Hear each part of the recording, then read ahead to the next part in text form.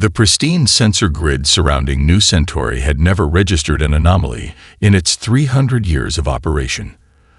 The quantum detection network, maintained by the most advanced species in the Galactic Space Council, had been designed to track even the smallest space debris.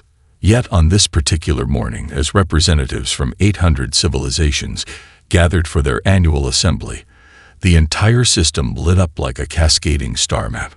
Senior Monitor Eklik stared at the readings with all four of his eyes, his crystalline appendages trembling as he attempted to process the impossible data. The space around New Centauri was folding in ways that defied known physics. Dark energy signatures pulsed where there should have been nothing but empty void. Multiple contacts emerging, his subordinate announced, voice wavering with uncertainty. Configuration unknown. Energy patterns impossible. Through the sprawling observation windows of the council tower, the gathered representatives watched in stunned silence as reality itself seemed to ripple. The distortion began as a subtle warping of starlight, like heat waves rising from sun-baked Earth. Then, from these ripples, ships emerged. They were beautiful in a way that challenged conventional spacecraft design.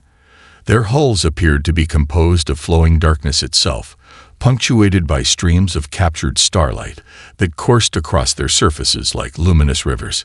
Each vessel moved with impossible grace, ignoring the traditional laws of inertia and momentum that govern space travel. Identification protocols are active, Eklik reported to the council chamber, trying to maintain his professional composure. The signatures are, they're human. A collective gasp echoed through the chamber. The humans had only achieved faster-than-light travel 3 centuries ago. Their civilization was considered barely more than a cosmic infant, still learning to crawl among the stars. Yet here they were, their ships dancing through space in ways that even the eldest races had only theorized about. Council Elder Vexis rose from her seat, her bioluminescent patterns flashing with agitation. This is unprecedented. The humans were not scheduled to join the Council for another 50 years. Their technological progression cannot have advanced this rapidly. The ships, 7 in total, arranged themselves in a perfect geometric formation above the Council Tower. Their hulls continued their mesmerizing display, dark matter and captured light interplaying in what seemed almost like a deliberate art form. No weapon systems were visible, yet every military advisor present could sense the raw power contained within these vessels. "We are receiving a transmission," Eklik announced, his voice steadier now. "The human ships are requesting permission to send a diplomatic delegation to the council chamber." Before the council could even vote on the matter, one of the human ships performed a maneuver that caused several of the elder species to retreat in shock. It simply ceased to exist in normal space, only to reappear instantly at another location, having apparently traversed through dimensions that weren't supposed to be accessible to any known technology. "How crude," muttered one of the ancient reptilians. "How perfectly human to announce themselves with such theatrics."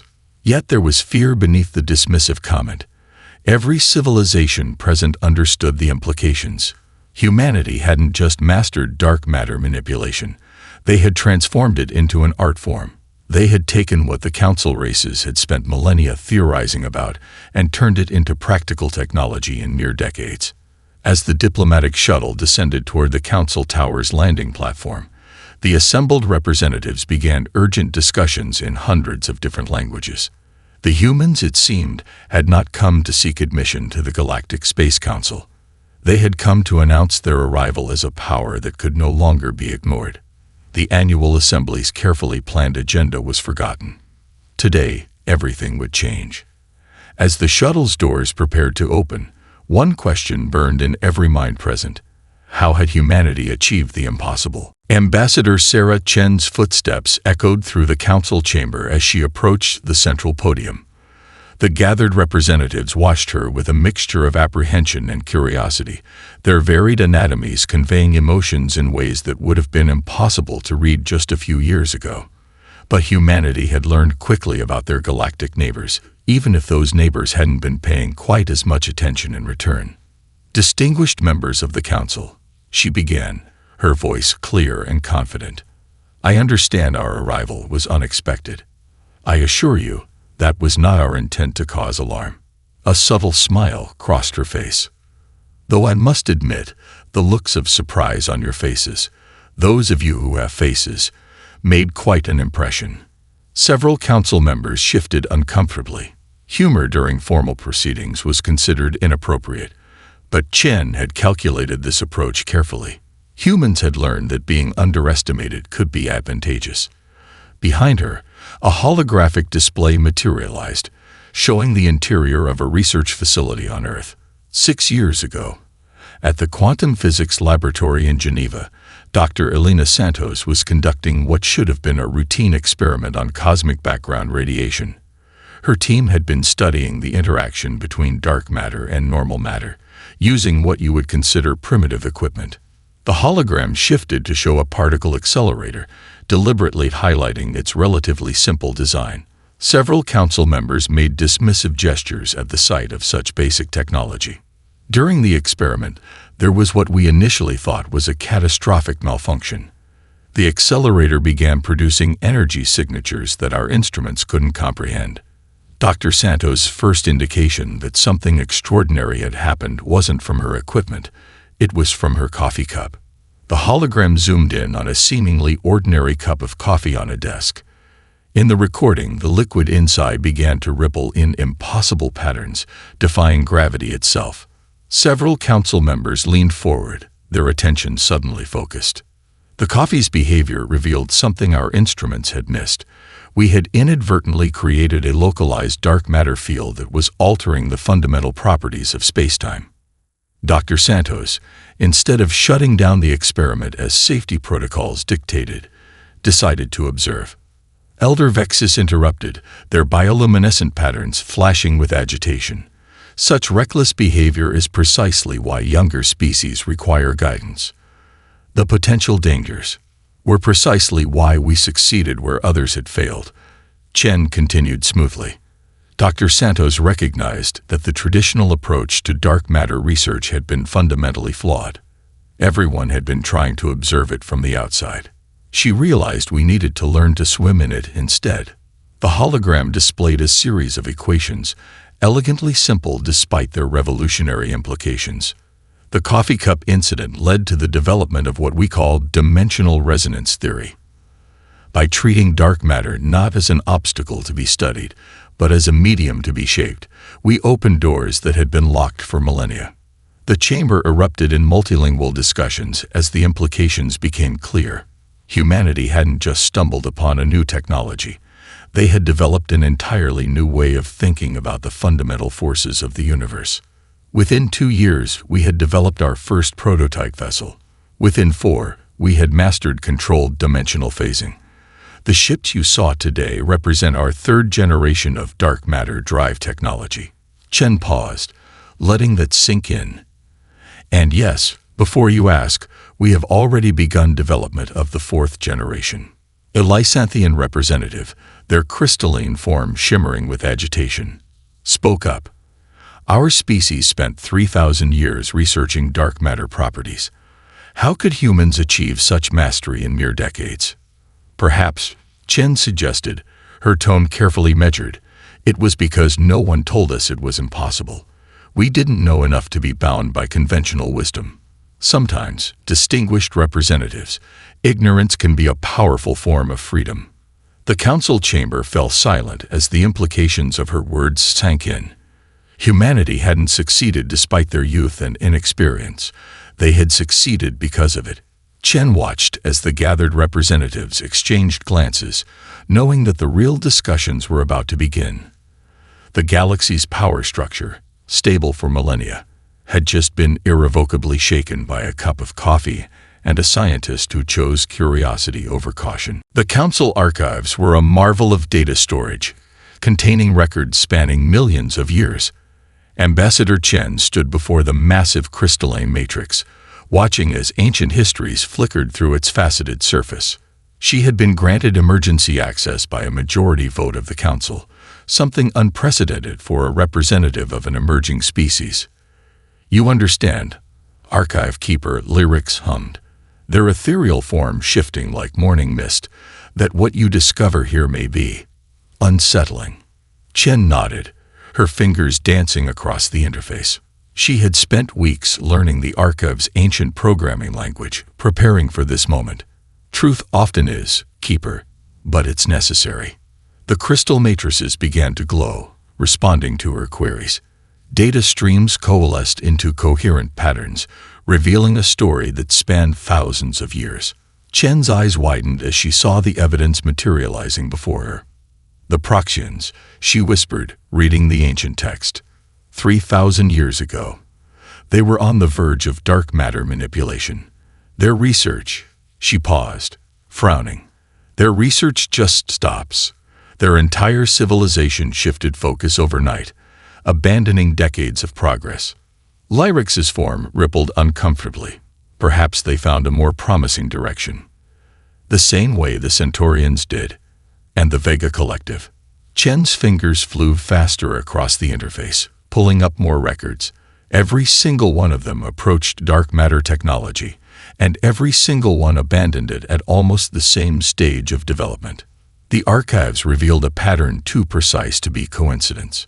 Civilizations would advance to a certain point in dark matter research, then suddenly receive lucrative trade deals, technological gifts, or diplomatic opportunities from elder species. Their focus would shift, their resources diverted to other projects deemed more appropriate for developing races. In the main council chamber, representatives from younger species were beginning to ask uncomfortable questions. The Proxian delegate, their scaled hide shifting colors with emotion, stood before the assembly. "We demand an explanation," they announced, voice trembling with barely contained anger. "Our historical records show we were leaders in quantum manipulation research. Why did our ancestors abandon such promising developments?" Elder Vexus attempted to maintain order, their bioluminescence pulsing in soothing patterns. "The Council has always guided younger species towards safe, proven technological paths. We have a responsibility to control." The questions came from Ambassador Chen, who had returned from the archives. She projected her findings onto the chamber's central display. "I have evidence of systematic intervention in the development of at least 37 species. Each time a civilization approached dark matter technology, they were redirected." The chamber erupted in chaos. Younger species demanded answers while elder representatives attempted to justify millennia of subtle manipulation. Chen watched the scene unfold, knowing that this revelation would forever change galactic politics. The humans weren't just lucky. A Centaurian scientist realized, their crystalline form vibrating with excitement. They succeeded because they were isolated, because no one was there to tell them to stop. Chen approached the central podium, waiting for the chamber to quiet. "We're not here to assign blame," she announced, her voice carrying authority that belied Earth's young status in the galactic community. "We're here to understand why. Why was this knowledge suppressed? What were you afraid of?" Elder Vexus's patterns shifted to deep, somber hues. "You don't understand the power you're wielding. Dark matter manipulation doesn't just bend space. It can tear reality itself. We've seen civilizations destroy themselves with lesser technologies." "Then help us," Chen proposed. "Instead of suppressing knowledge, share your wisdom. Guide us not by restriction, but through genuine collaboration." The chamber fell silent as the implications settled. Centuries of carefully maintained hierarchies were crumbling, replaced by the possibility of something new. The younger species representatives gathered around Chen, while the elder races conferred urgently among themselves. The balance of power was shifting, and everyone in the chamber knew nothing would ever be the same. Humanity hadn't just mastered dark matter technology. They had inadvertently exposed a system of control that had shaped galactic development for millennia. The observation deck of the Council Tower buzzed with anticipation as representatives from hundreds of worlds gathered to witness humanity's formal demonstration. The vast window wall offered an unobstructed view of New Centauri's pristine star field, where 7 human vessels hovered in perfect formation. First Fleet Captain Maya Patel stood at the command interface, her fingers hovering over the holographic controls. She had rehearsed this demonstration countless times in Earth's solar system, but performing before the gathered might of galactic civilization added an entirely new level of pressure. The Council has graciously provided a series of obstacles for our demonstration, she announced, her voice steady despite the weight of the moment. We will now show you exactly what dark matter manipulation can achieve when properly understood. At her signal, the lead ship, her own vessel, the Starkiller, broke formation. Its hull rippled with waves of captured starlight, the dark matter drive creating patterns that seemed to defy the laws of physics themselves. The ship approached the first challenge, a dense field of asteroids positioned between two gravity wells. Conventional navigation would require complex calculations and careful maneuvering, Paddle explained. But with dark matter technology, we simply step through. The Starkiller's hull began to shimmer, and then, to the astonishment of the gathered representatives, the ship passed directly through a massive asteroid as if it were nothing more than a hologram. There was no energy signature, no disruption to the asteroid's structure. The ship had simply existed in a different dimensional phase for a brief moment. Incredible, breathed the Centaurian physicist, their crystalline form vibrating with excitement. They're not destroying or displacing matter. They're shifting their entire vessel into an alternate spatial dimension. The demonstration continued as the remaining ships joined in what could only be described as a cosmic ballet. They moved in perfect synchronization, phasing through solid matter, creating localized time dilation fields that caused light itself to bend and twist in beautiful patterns. Now, Patil announced, we'll demonstrate practical applications beyond navigation. The Starkiller positioned itself near a damaged satellite, another test provided by the Council. Its hull began to pulse with a different pattern, and suddenly the space around the satellite seemed to fold. When it unfolded, the satellite had been completely repaired, its atoms restructured using dark matter as a manipulation tool. This technology isn't just about traveling through space, Paddle explained. It's about understanding the fundamental building blocks of reality and learning to reshape them. We can repair damaged structures, clean up space debris, and potentially even restore damaged ecosystems. The gathered representatives watched in stunned silence as the ships demonstrated increasingly complex maneuvers. They created temporary corridors through space where normal physics simply didn't apply, generated protective fields that could theoretically shield entire planets, and showed how dark matter could be used to harvest energy directly from the quantum fabric of space itself. Elder Vexes, who had been among the most vocal critics of humanity's rapid advancement, found themselves moving closer to the window. It's not just the technology, they murmured to a fellow council member. Look at how they use it. There's an artistry to it, a grace we never considered possible. The demonstration reached its climax as all 7 ships engaged their drives simultaneously, creating a complex geometric pattern of interconnected dark matter fields. The result was a spectacular display of light and shadow, a dance of cosmic forces that proved humanity hadn't just mastered this technology, they had transformed it into something beautiful. As the ships returned to their original formation, the observation deck erupted in appreciative murmurs and excited discussions. The younger species representatives were particularly animated, already discussing potential applications and collaborations. Ambassador Chen, watching from her position near the council elders, allowed herself a small smile. The demonstration had achieved exactly what they'd hoped. It showed that humanity's mastery of dark matter wasn't a threat to be feared, but an opportunity to be embraced. The technology that could have started a war was instead becoming a bridge between civilizations. The research vessel Stellar Inquiry approached the human ships under the pretense of scientific observation. Its hull bristled with scanning equipment, each device calibrated to analyze a different aspect of the mysterious dark matter technology. Behind it, 4 other ships from various elder species maintained what they believed to be a safe distance. Captain Maya Patel watched them from the bridge of the Starkiller, a knowing smile playing at the corners of her mouth. "Right on schedule," she murmured to her crew. "Exactly as intelligence predicted." The stellar inquiry's initial scans were polite, cursory, the kind any scientific mission might perform. But beneath the professional exterior, more sophisticated devices probed deeply into the human vessel's structure, attempting to unravel their secrets. "They're using quantum resonance scanners," Lieutenant Sarah Rodriguez reported from her station, monitoring the incoming data, "far more advanced than anything they've officially acknowledged possessing." Patil nodded, unsurprised. "Let them look. Phase 2 protocols are in effect." The human ships maintained their position, seemingly oblivious to the increasingly intrusive scans. The stellar inquiry grew bolder, edging closer, its sensors working at maximum capacity. Behind it, the other vessels began to spread out in what might have appeared to be random patterns, if one didn't recognize basic military containment formations.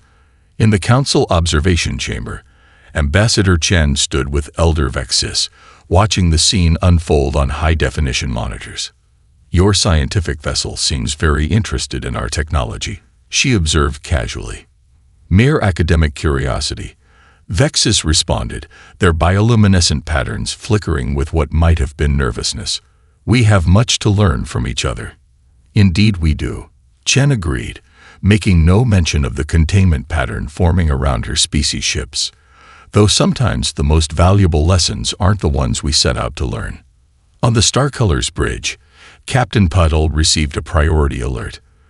"They're powering up their graviton nets," Rodriguez announced. "Containment field generators coming online." "Time for the tutorial then," Paddle said calmly. She opened a channel to all human vessels. "Execute pattern nebula. Let's show them why attempting to capture what you don't understand is unwise." The stellar inquiry's captain barely had time to realize their cover was blown before the human ships moved. But instead of the panic or aggression they expected, they witnessed something extraordinary. The 7 vessels began to shimmer, their hulls becoming translucent, like shadows cast by starlight. The containment field snapped into place and passed right through the human ships as if they weren't there.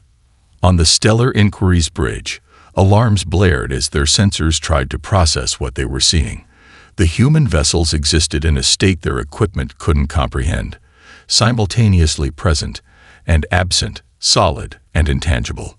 "Fascinating approach," Chen commented in the observation chamber, her voice carrying just a hint of amusement, though perhaps not as subtle as intended. The human ships began to move, passing straight through the would-be captors' vessels without causing any damage. They phased through hulls and engines, proving that any attempt at capture was futile. The message was clear. You cannot contain what you cannot touch. We could have responded with force. Chen continued, watching the elder species vessels hover in confused disarray. We could have disabled your ships, exposed your deception to the Council. Instead, we chose to demonstrate why such attempts are unnecessary. The human vessels reformed their formation, their hulls solidifying once more. Captain Patil opened a channel to the stellar inquiry. "We appreciate your scientific interest," she transmitted, her tone professional and courteous. "But perhaps next time, you could simply ask. We find that open dialogue tends to be more productive than attempted subterfuge." In the observation chamber, Elder Vexis's patterns had shifted to deep blues of embarrassment and perhaps respect. "Your people handle confrontation uniquely," they admitted. "We've learned that the best defense isn't always about showing strength," Chen responded. "Sometimes it's about showing wisdom. Your ships are undamaged, your crews are safe, and you've learned something valuable about both our capabilities and our intentions." The failed capture attempt had demonstrated something far more significant than human technology. It had shown that humanity could respond to aggression with restraint, to deception with truth, and to fear with understanding.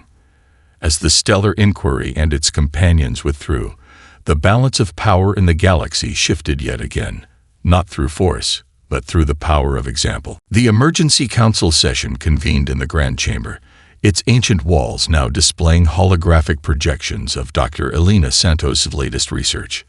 The physicist stood before the gathered representatives, her enthusiasm evident as she guided them through humanity's vision of the future. "What you've seen so far is just the beginning," she explained, her hands moving through the holographic displays with practiced grace.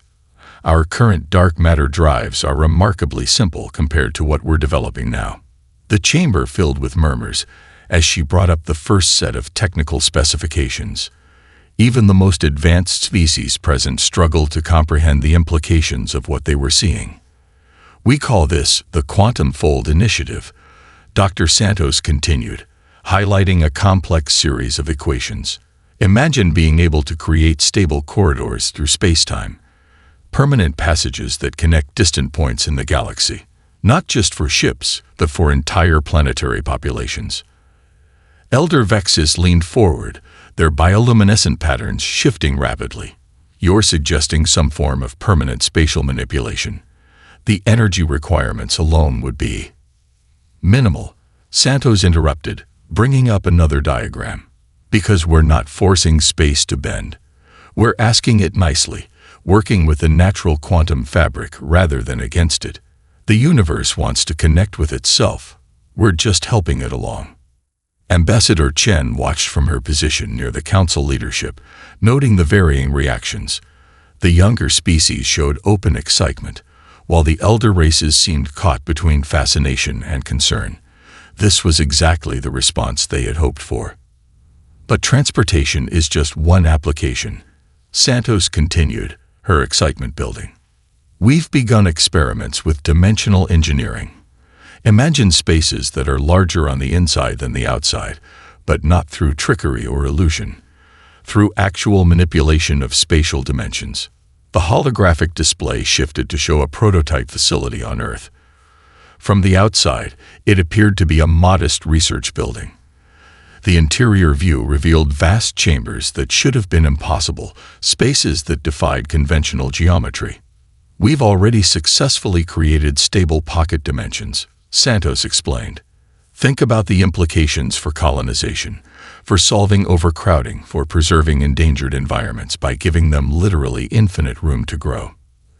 A Centaurian scientist raised their crystalline appendage. "These technologies, they're theoretical, yes. Early research stage." Santos smiled. "The prototype facility you're looking at has been operational for 6 months. We're already using it to cultivate endangered species from Earth in perfectly recreated habitats that take up no physical space in our dimension."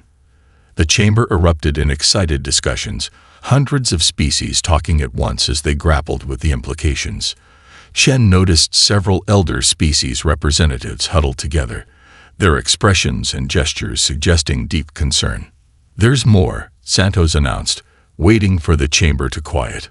"We're developing methods to manipulate time itself, not just slowing it down or speeding it up, but creating controlled temporal fields where we can study long-term phenomena in minutes or extend critical moments to give us time to solve complex problems." The holographic display showed a series of experiments where plants were grown to maturity in seconds within controlled fields, while outside observers experienced only moments. In another demonstration, a complex quantum calculation that should have taken years was solved in hours by extending the subjective time inside the research space. "What you're proposing," Elder Vexis said slowly, "would fundamentally change the nature of civilization itself. The implications for society, for evolution, for the very structure of reality, are exactly why we're sharing this now," Santos finished. "We don't want to develop these technologies in isolation. We want to work with all of you to ensure these advances benefit everyone and are developed responsibly." She gestured to the displayed projects, her expression serious but optimistic. "What you've seen of our ships, impressive as they may be, represents our first steps into this field. The real breakthroughs, the true revolutions, are just beginning. We're standing on the edge of a new age of discovery, and we want all of you to be part of it." The chamber fell silent as the magnitude of humanity's vision sank in. They hadn't just mastered current technology. They were actively reshaping what was possible, pushing the boundaries of reality itself. and they were offering to share it all. The Grand Chamber had never felt so crowded. Representatives from every member species packed the ancient hall, their attention fixed on Ambassador Chen as she took her position at the central podium. The events of the past few days had shaken the foundations of galactic society, but what she was about to propose would reshape it entirely.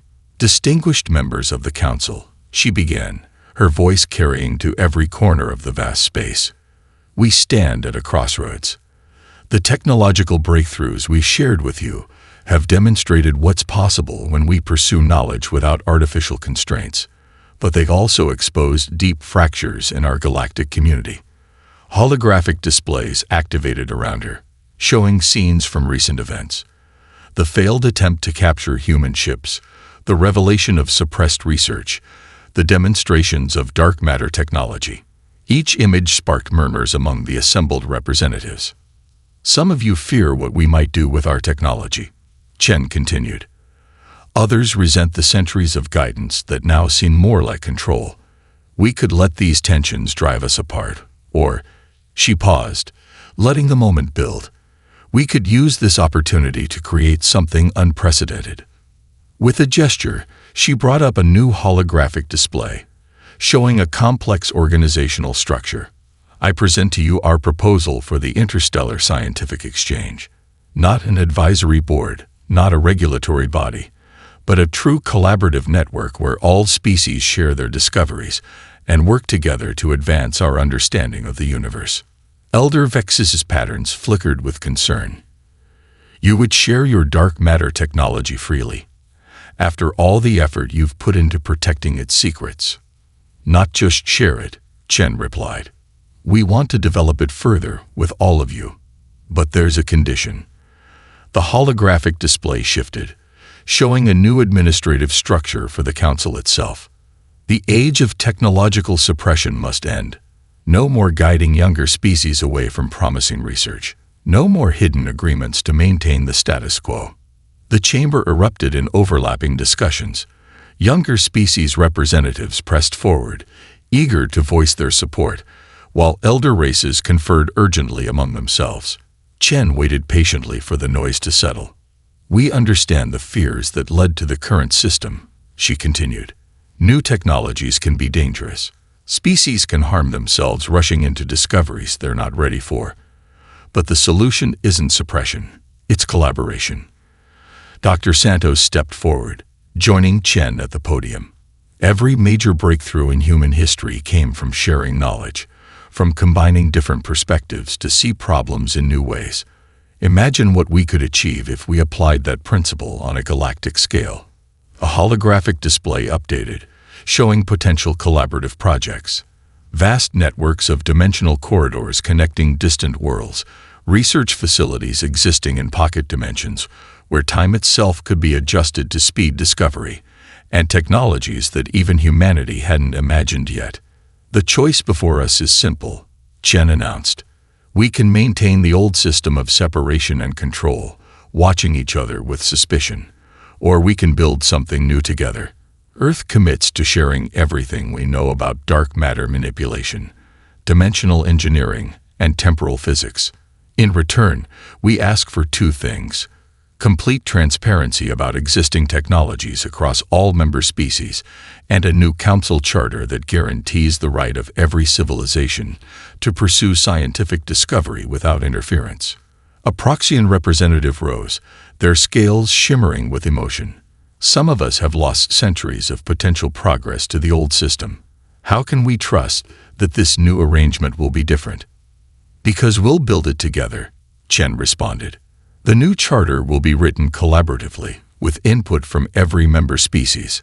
No secret agreements, no hidden restrictions. Everything in the open, everything subject to discussion and debate. She gestured to the gathered representatives. We stand at a moment of unprecedented opportunity. The technologies we've shown you could lead to conflict, to an arms race that would tear our community apart. Or they could be the foundation of the greatest collaborative effort our galaxy has ever seen. The chamber fell silent as her words sank in. The future of galactic civilization hung in the balance, waiting for their response. Chen looked out at the assembled representatives, seeing fear and hope, skepticism and excitement in equal measure. The next few moments would determine whether the galaxy embraced a new age of cooperation or retreated into the comfortable patterns of the past. 6 months after humanity's dramatic proposal, the gleaming spires of the Interstellar Scientific Alliance headquarters rose from the plains outside Geneva, its architecture defying conventional physics. The building existed simultaneously in multiple dimensions, its interior spaces expanding into pocket realms that housed research facilities from hundreds of species. Dr. Elena Santos stood in the central atrium, watching scientists from across the galaxy collaborate on projects that would have been deemed impossible just months ago. A group of Proxian quantum theorists worked alongside human physicists, their scaled appendages moving in perfect sync with their human counterparts as they manipulated a holographic model of a new dimensional corridor design. The latest test results are extraordinary, a Centaurian researcher announced, their crystalline form vibrating with excitement. The fusion of our quantum crystallography with human dark matter manipulation has increased efficiency by 300%. Ambassador Chen, now serving as the Alliance's first director of interspecies relations, smiled as she observed the scene. The transition hadn't been smooth. Centuries of ingrained habits and prejudices didn't disappear overnight. But the results spoke for themselves. Director Chen, a young Lysanthian, approached, their ethereal form pulsing with nervous energy. The first joint species expedition vessel is ready for inspection. The ship waited in the Alliance's dimensional dock, a marvel of collaborative engineering. Its hull incorporated technologies from 12 different species, each contributing their unique insights to create something entirely new.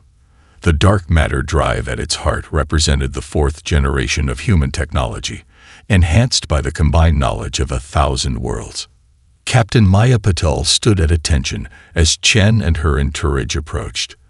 The Horizon Seeker is ready, Director. She's everything we hoped she would be. And more. The vessel's name had been chosen carefully, a symbol of their shared journey into the unknown. Its mission would take it beyond the edges of known space, crewed by representatives from both elder and younger species working together as equals. The Council's transformation has exceeded our most optimistic projections. Elder Vexis observed, their patterns showing deep blues of satisfaction. The former critics of human advancement had become some of the strongest supporters of the new order, their ancient wisdom finding new purpose in guiding collaborative discovery rather than restricting it. Inside the ship's command center, displays showed the status of revolutionary systems that had gone from theoretical to practical in record time. Temporal stabilizers developed by a human Proxian research team would allow the crew to experience time normally even while traversing dimensional corridors. Quantum navigation arrays built by Centaurian engineers would plot courses through previously inaccessible regions of space. 3 minutes to initialization. The ship's AI announced, its consciousness a blend of technologies from multiple species. All systems nominal. Dr. Santos ran her hand along a control panel, marveling at how far they'd come. We thought we were pushing the boundaries before, she mused. But we'd only scratched the surface of what's possible when we work together. The Horizon Seeker's launch drew observers from across the galaxy. As the ship prepared to depart, its systems hummed with power that would have been unimaginable months ago. The dark matter drive interfaced seamlessly with Proxian quantum fields, while Centaurian crystals channeled energy in ways that defied conventional physics. Initialization complete, the AI reported. Ready for dimensional transition. Captain Patel took her position at the command interface. Around her, the mixed species crew worked with practiced efficiency, their differences forgotten in pursuit of their shared mission. Let's show the universe what we can accomplish together, she announced. The ship's hull began to shimmer with familiar patterns of light and shadow, but now enhanced by the collaborative technologies of 12 worlds. As the assembled crowd watched, the Horizon Seeker opened a dimensional corridor, unlike anything seen before. Stable, efficient, and beautiful in its complexity. Ambassador Chen stood with Elder Vexus as the ship disappeared into the corridor, its journey representing everything they had worked to achieve. "This isn't just about exploration," she said softly. "This is about proving that the greatest discoveries come when we share our knowledge freely." The Horizon Seeker's mission marked more than just another technological achievement. It represented the dawn of a new era, where species that once viewed each other with suspicion now worked together to unlock the universe's deepest mysteries. As the ship ventured into unknown space, it carried with it the hopes and dreams of a united galaxy, proving that humanity's greatest gift wasn't their technology. It was their vision of what was possible when barriers fell and knowledge flowed freely.